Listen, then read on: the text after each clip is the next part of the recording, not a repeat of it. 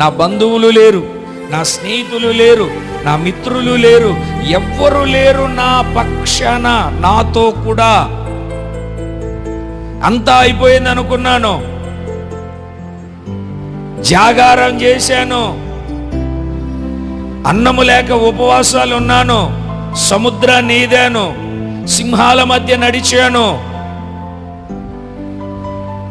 కపట సహోదరుల మోసపు వలయంలో చిక్కుకున్నాను, భయంకరమైన వేదనను అనుభవించాను, రాళ్లతో కొట్టబడ్డాను, బెత్తాలతో కొట్టబడ్డాను, సంఖ్యలతో బంధించబడ్డాను, చెరసాలలో వేయబడ్డాను.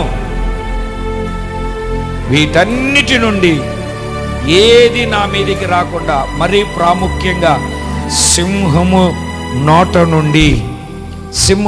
నోట నుండి నేను తప్పించబడ్డాను.